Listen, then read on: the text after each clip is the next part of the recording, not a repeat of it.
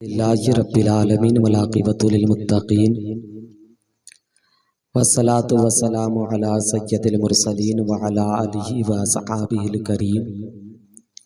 अम्मा बाद फ़ऊज़ु बिल्लाहि मिनश शैतानिर रजीम। बेबरकती बिस्मिल्लाहिर रहमानिर रहीम।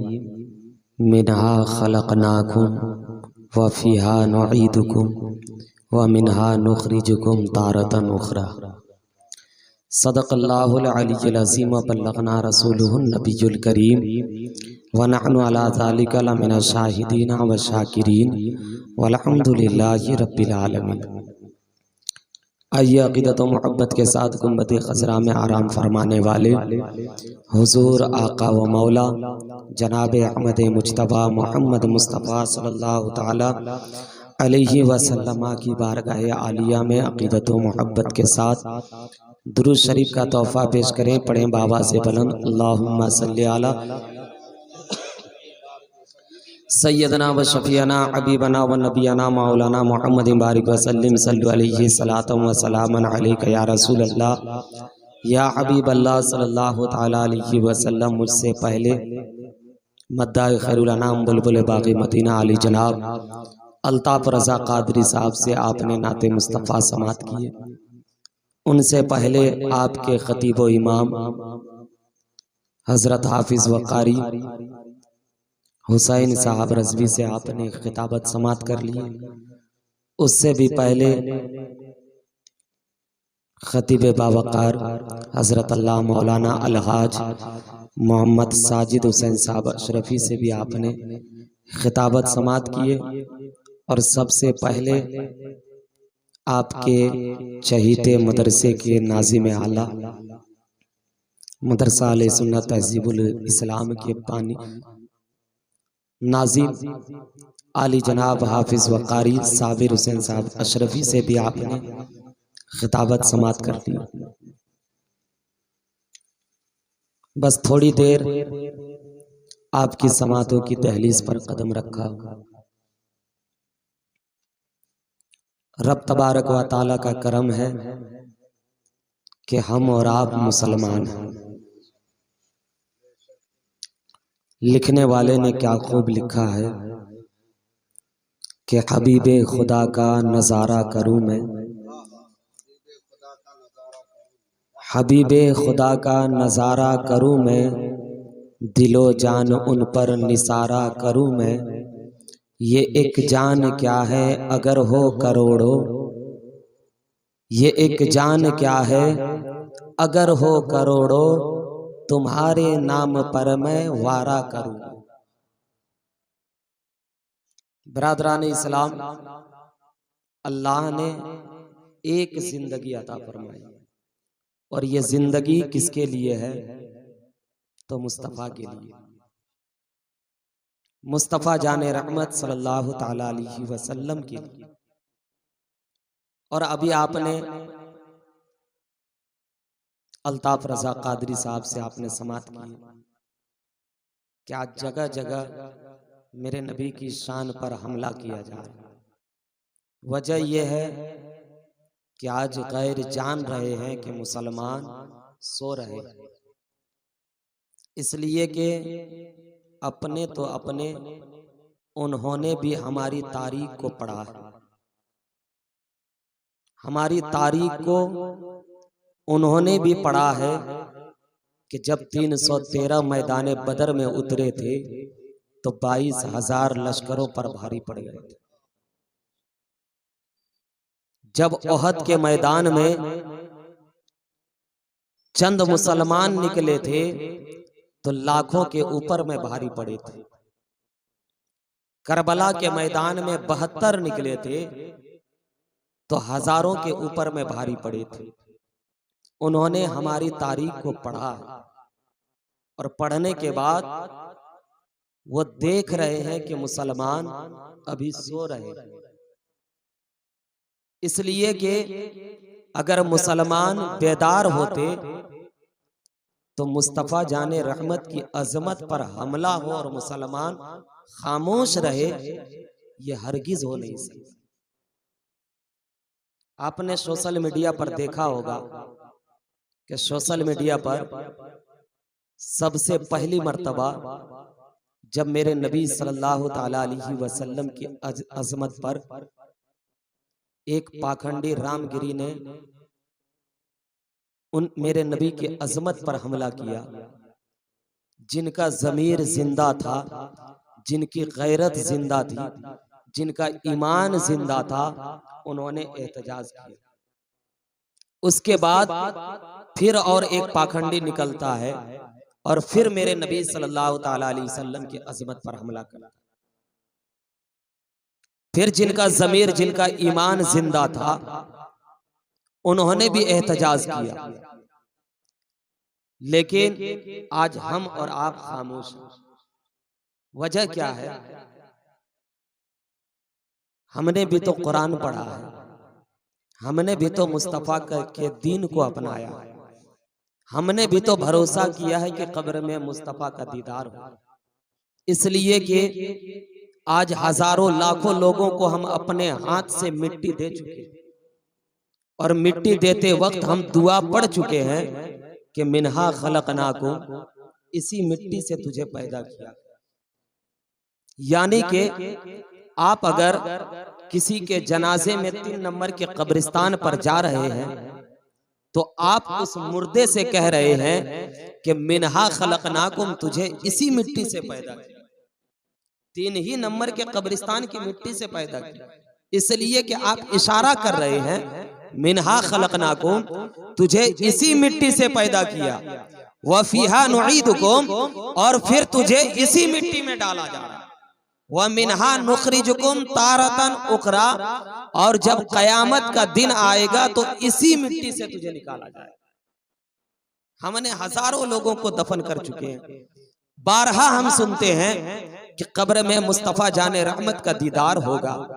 आज मुस्तफ़ा जाने रहमत की अजमत के ऊपर हमला हो और हम खामोशी इख्तियार करें। कब्र में जब मुस्तफ़ा का दीदार हो और मुस्तफ़ा अगर चेहरा फेर ले तो बताइए किस हवेली और किस बिल्डिंग में जाएंगे। आज हम ये सोचते हैं कि आज अगर मुस्तफ़ा जाने रहमत की अजमत पर गाजियाबाद में हमला हो रहा है, हम बंगाल के श्रीपुर में रह करके क्या एहतजाज कर सकते हैं? तो याद रखिए, मुफ्ती सलमान अजहरी के बारे में आपने सुना होगा कि गुजरात में मुफ्ती सलमान अजहरी ने एक शेर पढ़ा था। एक शेर पढ़ा था कि अभी कुत्तों का दौर है, हमारा भी दौर आएगा। कुछ देर की खामोशी है, फिर शौर आएगा। आज कुत्तों का दौर है, हमारा भी दौर आएगा। तकरीर गुजरात में किया गया, केस मुंबई से किया गया, और जब उनको अरेस्ट किया गया तो अगर मुंबई से रिलीज होते थे, गुजरात अरेस्ट करते थे। गुजरात से रिलीज होते थे, सूरत से अरेस्ट करते थे। यानी कि दुनिया जगह जगह पर जब हमारे कौम के उलमा के ऊपर में आज FIR कर रहे हैं, तो क्या हम कौम मुस्लिम होकर के जो हमारे नबी की शान पर हमला करे, अगर वो गाजियाबाद में हमला करे तो क्या हम बंगाल में उसके नाम पर FIR नहीं कर सकते? बिल्कुल कर सकते। इसलिए कि आज अगर हम ये सोचे कि हमारी हुकूमत आज हमारे साथ नहीं है, हमारी गवर्नमेंट आज हमारे साथ नहीं है। आपने देखा कि जब पाखंडी ने मेरे नबी की शान पर हमला किया, लोग सड़कों पर उतरे। मुस्तफ़ा जाने रहमत के गुलाम जब सड़कों पर उतरे तो ऐसा मुसलमानों का माइंड चेंज किया गया। उसी यूपी की सरजमीन है, उसी बहराइच का इलाका है, ऐसा माइंड चेंज कर दिया गया कि आज मुसलमान खामोश हो गए। लेकिन याद रखो, आज अगर हम ये सोच रहे हैं कि हमारी हुकूमत हमारा साथ नहीं देगा, अरे तुम्हें हुकूमत के ऊपर भरोसा नहीं करना। इसलिए कि आज से कई साल पहले एक शायर ने अपने कलम को उठाया था और लिख दिया था कि मत मांग अहले सियासत से अपनी जिंदगी की भी, अपना फैसला अहमद मुख्तार पे रख दे। आज भी अगर अपना फैसला हमने अहमद मुख्तार पर रख दिया तो यकीनन वही दौर आएगा जो अबू जहल का दौर था। क्या अबू जहल के दौर से ज्यादा खराब आज का दौर है? क्या अबू लहब से के दौर से ज्यादा खराब आज का दौर है? तो ऐसा नहीं है। आप कहेंगे कि वो कैसे, तो तारीख उठा करके देख लो। जब मेरे मुस्तफा ने हजरत बिलाल से कहा था कि बिलाल जन्नत चाहिए या दुनिया चाहिए, तो बिलाल ने कहा था या रसूल अल्लाह दुनिया हमें नहीं चाहिए, हमें जन्नत का परवाना चाहिए। तो मेरे मुस्तफा ने कहा था बिलाल अगर जन्नत का परवाना चाहिए तो पढ़ ले कलमा तैयबा। बिलाल ने अदब से पढ़ा था ला इलाहा इल्लल्लाह मुहम्मदुर रसूलुल्लाह। जब अदब से कलमा पढ़ लिया, मुसलमान में दाखिल हो गए, तब मेरे नबी ने कहा था बिलाल कलमा तो पढ़ लिए, कलमे का ऐलान न करना। बिलाल ने कहा था या रसूल अल्लाह क्या आप सच्चे नहीं है? मेरे नबी ने फरमाया था बिलाल मैं भी सच्चा हूँ, मेरा खुदा भी सच्चा है, मेरी किताब भी सच्ची है, मेरा दीन भी सच्चा है। तो बिलाल ने कहा था या रसूल अल्लाह जब आपका खुदा सच्चा, आप सच्चे, आपके नबी से आपके दीन सच्चा, आपकी किताब सच्ची, तो या रसूल अल्लाह कलमे का ऐलान क्यों नहीं करूंगा? तो मेरे नबी फरमाते बिलाल ये मक्के की सरजमीन है, यहाँ के लोग बहुत बड़े जालिम है, यहाँ के लोग बहुत बड़े जालिम है। अगर तुम कलमे का ऐलान करोगे तो लोगों का जुल्म तुम्हारे ऊपर आएगा। तो बिलाल ने कहा था या रसूल अल्लाह जुल्म को हंस हंस करके बर्दाश्त कर लूंगा, लेकिन आपके नाम को ना छोड़ूंगा। तो दुनिया ने देखा था, मेरे नबी ने कलमा पढ़ाया, हिदायत किया, नबी चले गए। अब बिलाल का आलम क्या था? होना यह चाहिए कि बिलाल खामोश रहते, इसलिए कि कलमा तो पढ़ लिए, खुदा तो जान रहा है कि बिलाल मुसलमान है, खुदा तो जान रहा है कि बिलाल आशिके रसूल है, लेकिन आलम क्या था? चलते थे तो ज़बां पर नबी नबी, बैठते थे तो ज़बां पर नबी नबी, उठते थे तो ज़बां पर नबी नबी, बकरियां चराते थे तो ज़बां पर नबी नबी, पानी उठाते थे ज़बां पर नबी नबी। उमैया की नजर पड़ती है, जिसके घर में बिलाल नौकरी कर रहे थे, उमैया की नजर पड़ी। उमैया ने सवाल किया था बिलाल किस नबी का नाम ले रहे हो? तो बिलाल ने कहा था उमैया मैं किसी और नबी का नहीं, जिस नबी को अल्लाह ने सारी कायनात का मुख्तार बनाया है उसी नबी का नाम ले रहा हो। उमैया ने कहा था बिलाल नबी का नाम छोड़ दे, नबी का नाम छोड़ दोगे तो हुकूमत मांगोगे, देने के लिए तैयार हो, शोहरत मांगोगे, देने के लिए तैयार हो, इज्जत मांगोगे, देने के लिए तैयार हो, कुर्सी मांगोगे, देने के लिए तैयार हो। तो बिलाल ने कहा था ए उमैया सुन ले, मुझे दौलत नहीं चाहिए, शोहरत नहीं चाहिए, इज्जत नहीं चाहिए। तो उमैया ने पूछा था बिलाल फिर क्या चाहिए? तो बिलाल ने कहा था उमैया हमें दुनिया की हुकूमत नहीं चाहिए, हमें चाहिए तो जन्नत का परवाना चाहिए। और करें, बिलाल कहते हैं उमैया हमें जन्नत का परवाना चाहिए। उमैया ने कहा था बिलाल अगर तू नबी का नाम नहीं छोड़ोगे तुम्हारे ऊपर जुल्म ढाया जाएगा।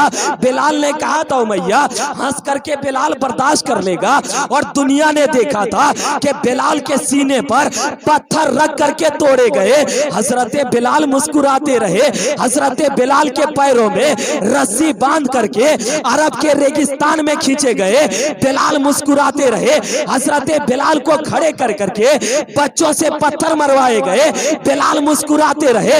हजरत बिलाल को रात के सन्नाटे में उनके हाथ पर कुर्सी के पाए रख करके उमैया रात भर बैठ करके आराम करते रहे। सुबह जब हुआ बिलाल का चेहरा देखा तो बिलाल के चेहरे पर मुस्कुराहट था। दुनिया ने सवाल किया था ए बिलाल जब तेरे सीने पर पत्थर मारा जा रहा था क्या तुझे तकलीफ नहीं हुई थी? जब तुझे पत्थर मारा जा रहा था क्या तुझे तकलीफ नहीं होती थी? जब तुझे रेगिस्तान में खींचा जा रहा था तब तुझे तकलीफ नहीं हुई थी? तो बिलाल ने कहा था ए दुनिया वालों, अरे बिलाल को तकलीफ कैसे होगी? जुल्म जालिमों का होता था और दीदार सरवरे आलम। जरा गौर,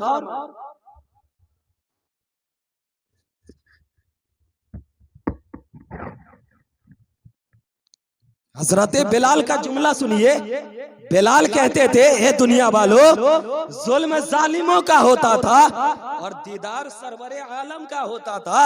अब जरा गौर फरमाए, वही बिलाल है जो जुल्म से जुल्म, जिनके ऊपर जुल्म ढाए गए, वही बिलाल है जिन्होंने सितम को सहा था। लेकिन हजरत बिलाल ने कलमा नहीं छोड़ा था, हजरत बिलाल ने मुस्तफा की मोहब्बत नहीं छोड़ी थी, हजरत बिलाल ने मुस्तफा का प्यार नहीं छोड़ा था। और जब मुस्तफा का प्यार हजरत बिलाल अपने सीने पर रख करके, अपने सीने में बसा करके जब कलमा पढ़ते रहे, तो दुनिया देख रही थी कि जिस बिलाल को पत्थर मारा जा रहा था, जब मुस्तफा के दरबार में पहुंचे तो मेरे मुस्तफा ने हजरत बिलाल को काबे के छत पर चढ़ा करके हजरत बिलाल के कदमों में काबे का पत्थर रख दिया। जरा गौर फरमाए, वो बिलाल की जात है आज। और दुनिया जान रही थी, दुनिया देख रही थी। ये तो 1400 साल पहले की बात है, ये तो 1400 साल पहले की बात है। लेकिन आज से 10 महीने पहले तारीख उठा करके देख लो, जिस सलमान अजहरी को कोई जानता नहीं था, जिस सलमान अजहरी को कोई पहचानता नहीं था, यही पाखंडी ने आज से 10 महीना पहले जब मेरे मुस्तफा की शान में गुस्ताखी किया और एक आशिक़े रसूल हमारी जमात से, उलमा की जमात से निकलता है और ओपन चैलेंज करता है, तो रब तबारक व तआला ने मुस्तफा की मोहब्बत के सदक़े में जमीन की पस्ती से उठाया और आसमान की बुलंदी तक पहुंचा दिया। आज दुनिया देख रही है कि जिस मुफ्ती सलमान अजहरी को कोई जानते नहीं थे, आज पूरी दुनिया उनका नाम ले रही है, पूरी दुनिया के जबान पर आज उनका नाम है। तो ये मर्तबा कहां से मिला, ये इज्जत कहां से मिली, ये मकाम कहां से मिला? तो मानना पड़ेगा ये मकाम कहीं और से नहीं, मुस्तफा की मोहब्बत से मिली है, मुस्तफा के प्यार से मिला है, मुस्तफा के इश्क से मिला है। और तारीख उठा करके देख लो, आज जो मेरे नबी की शान के ऊपर जो गुस्ताखी कर रहे हैं, आज तारीख उठा करके देख लो, एक पाखंडी मेरे नबी की शान पर भोंक रहे हैं। लेकिन आज से 1400 साल पहले इसी भारत की सरजमीन है, इसी हिंदुस्तान की सरजमीन है और गुजरात की सरजमीन से एक पंडित निकला था, जिस पंडित का नाम पंडित रतन लाल था। अरब के शहर में पहुंचता है और शहर में पहुंचने के बाद तिजारत किया और तिजारत करने के बाद जब पलट करके वापस आने लगे तो अरब की सरजमीन पर मक्के की वादी में रास्ते के ऊपर में एक छोटी सी नदी बह रही थी। जब पंडित रतन लाल उस नदी के करीब में पहुंचता है तो क्या देखता है, एक 6 साल का बच्चा उसी नदी के किनारे में खड़ा है।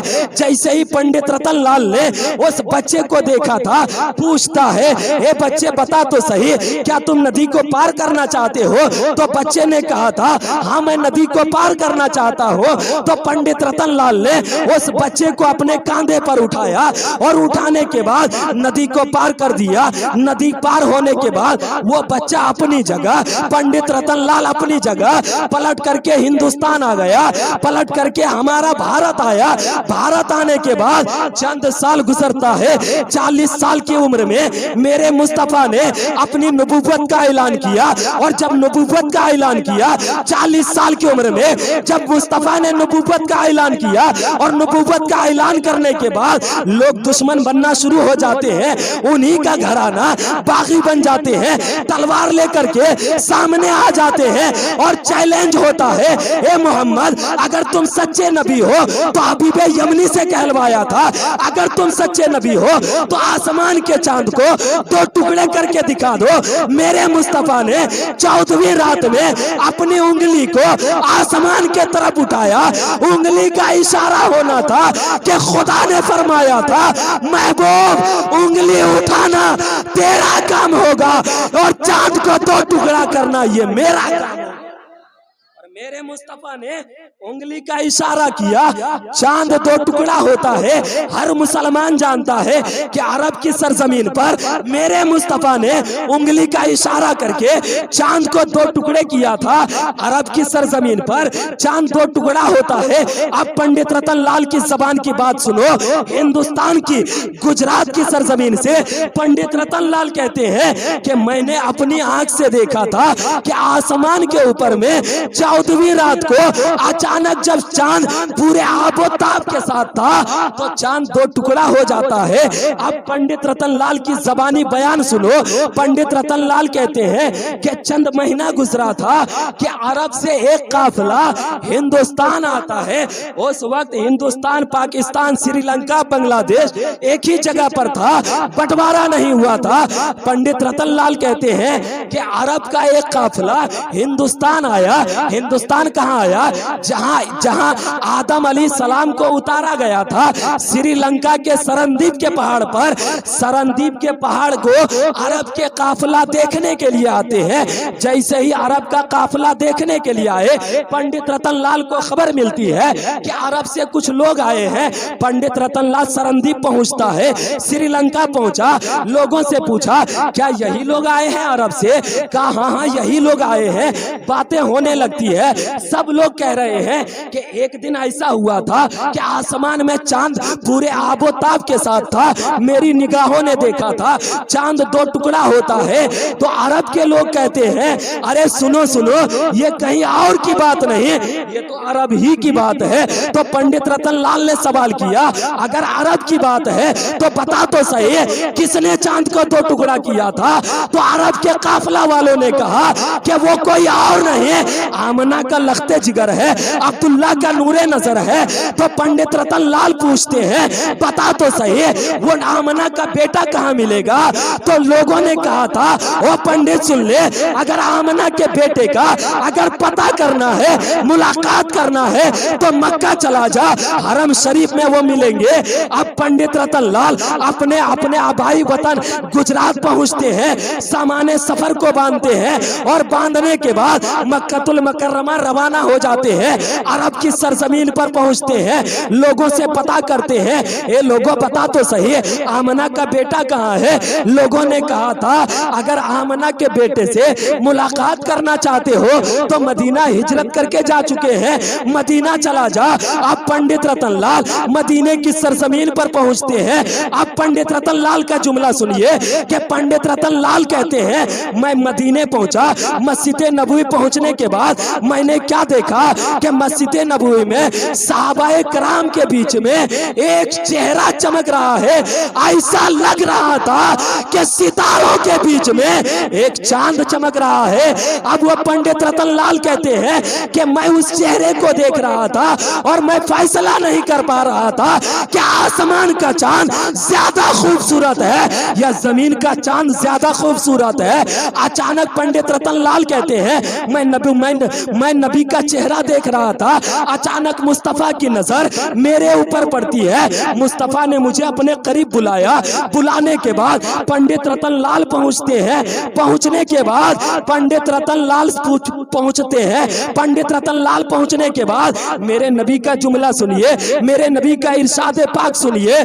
मेरे नबी ने पंडित रतन लाल को देखा था और देखने के बाद कहा था ए पंडित क्या तुम मुझे पहचानते हो? पंडित रतन लाल ने कहा था कि मैं आपको नहीं पहचानता। तो मेरे मुस्तफा फरमाते हैं ए पंडित याद कर वो दिन जब तुम मुझे अपने कांधे पर सवार करके नदी को पार कर रहे थे। कसम खुदा के मुसलमानों, तारीख बताती है कि जब मेरे मुस्तफा बचपने के 6 साल की उम्र में थे तो इसी पंडित ने मेरे मुस्तफा को अपने कांधे पर उठा करके उस नदी को पार किया था।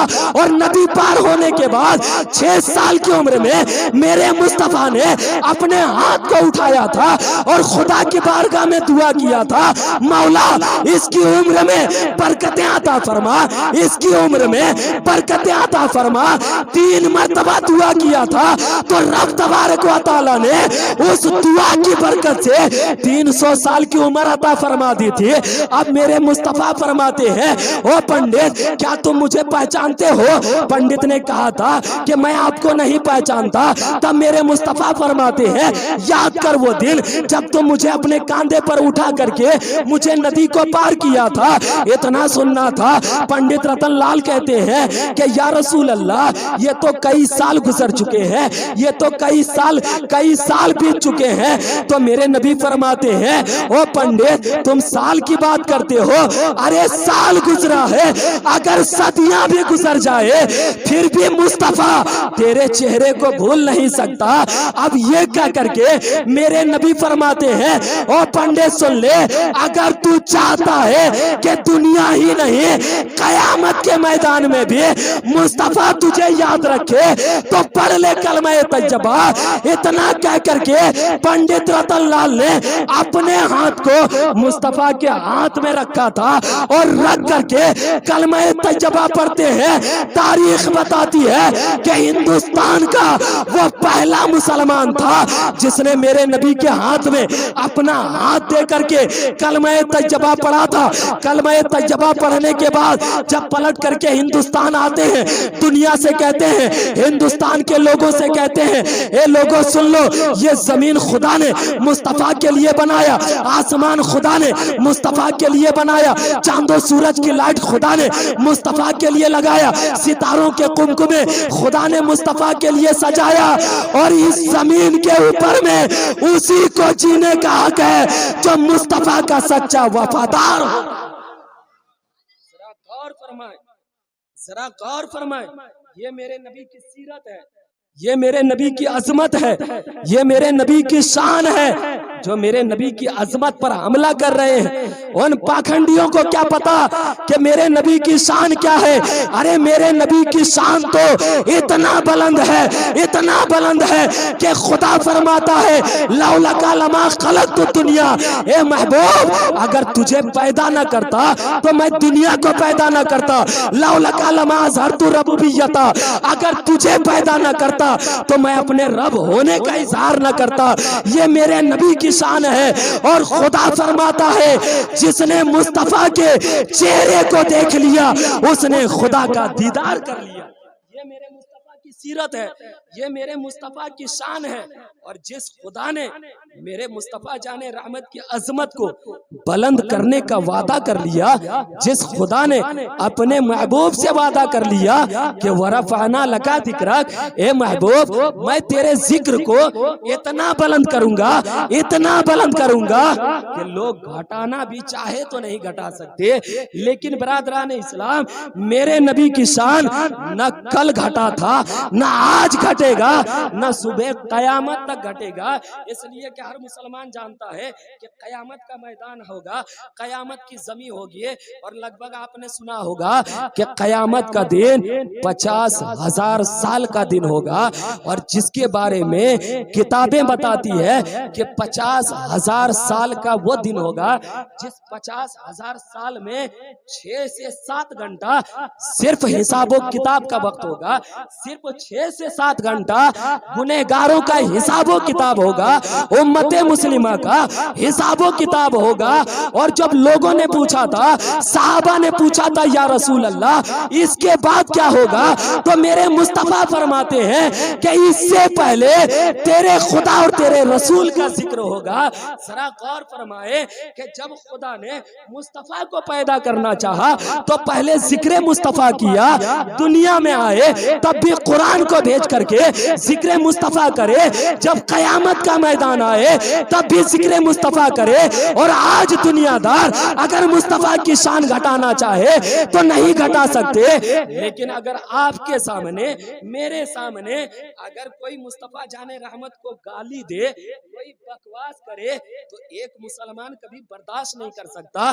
जहां तक हो सके एक मुसलमान को चाहिए कि इसका एहतजाज करे, इसलिए कि अपने नबी को हमें भी चेहरा दिखाना है, आपको भी चेहरा दिखाना है।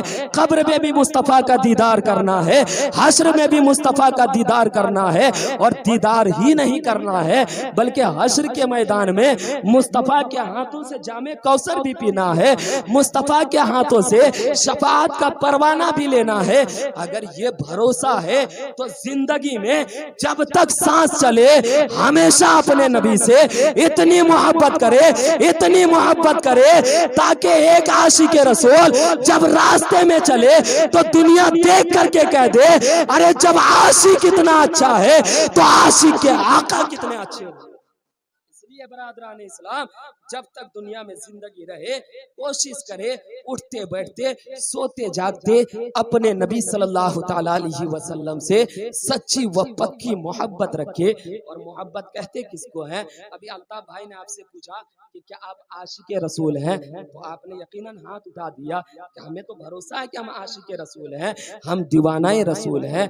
लेकिन एक दीवाना रसूल, सच्चा मुसलमान वही होता है जो मुस्तफा की सीरत को अपना लेता है, मुस्तफा की जिंदगी को अपना नमूना बना लेता है। कोशिश करे मुस्तफा की सीरत, मुस्तफा की जिंदगी को अपना आइडियल बनाए, मुस्तफा की जिंदगी को अपना नमूना बना ले। अपने बच्चों को आप खुद भी हमेशा कोशिश करें अपने बच्चों को मुस्तफा जाने रहमत की सीरत को बताए, ताकि उनके दिल में किसी दुनियादार की मोहब्बत नहीं, बल्कि अगर उनके दिल में बैठे तो अहमद मुख्तार की मोहब्बत बैठे। और यही हम सबों के लिए निजात का जरिया है।